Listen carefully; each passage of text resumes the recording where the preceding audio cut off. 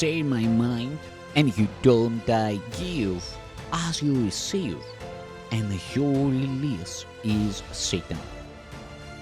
Today's teaching is part 206 in the series Christ Forgiveness, How to Manifest Immortality Season 2, and the name of this teaching is Practicing the Holy Instant. This course is not beyond immediate learning unless you believe that what God wills takes time. And this means only that you would rather delay the recognition that His will is so. Holy instant is this instant and every instant. The one you want it to be, it is. The one you would not have it be is lost to you. You must decide when it is. Delay it not, for beyond the past and future, where you will not find it, it stands in seeming readiness for your acceptance. Yet you cannot bring it into glad awareness while you do not want it, for it holds the whole release from littleness. For it holds the whole release from littleness. Your practice must therefore rest upon your willingness to let all littleness go. The instant in which magnitude dawns upon you is but as far away as your desire for it. As long as you desire it not and cherish littleness instead, by so much it is far from you. By so much as you want it, will you bring it near. Think not that you can find salvation in your own way and have it. Give over every plan you have made for your salvation in exchange for God's. His will content you. And nothing else can bring you peace, for peace is of God, and no one beside Him. Be humble before Him, and yet great in Him. And value no plan of the ego before the plan of God, for you leave empty your place in His plan, which you must fill if you would join with me by your decision to join in any plan but His. I call you to fulfill your holy part in the plan that He has given the world for its release from littleness. God would have His host abide in perfect freedom. Every alliance to a plan of salvation apart from Him diminishes the value of His will for you in your own mind. And yet, it is your mind that is host to Him. Would you learn how perfect and immaculate is the holy altar on which your Father has placed Himself? This you will recognize in the holy instant, in which you willingly and gladly give over every plan but His. For there lies peace, perfectly clear, because you have been willing to meet its conditions. You can claim the holy instant anytime and anywhere you want it.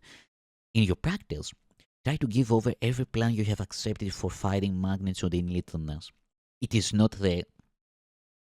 Use the holy instant only to recognize that you alone cannot know where it is and can only deceive yourself. I stand within the holy instant as clear as you would have me, and the extent to which you learn to accept me is the measure of time in which the holy instant will be yours. I call to you to make the holy instant yours at once, for the release from littleness in the mind of the host of God depends on willingness and not on time. The reason this course is simple is that truth is simple. Complexity is of the ego and nothing more than the ego's attempt to obscure the obvious. You could live forever in the holy instant, beginning now and reaching to eternity, but for a very simple reason. Do not obscure the simplicity of this reason, for if you do, it will be only because you prefer not to recognize it and not to let it go. The simple reason, simply stated, is this. The holy instant is a time in which you receive and give perfect communication. This means, however, that it is a time in which your mind is open both to receive and to give. It is the recognition that all minds are in communication. It therefore seeks to change nothing, but merely to accept everything. How can you do this when you would prefer to have private thoughts and keep them? The only way you could do that would be to deny the perfect communication that makes the whole instant what it is.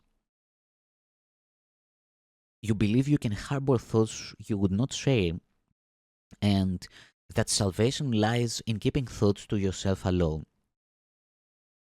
For in private thoughts, known only to yourself, you think you find a way to keep what you would have alone and say what you would say.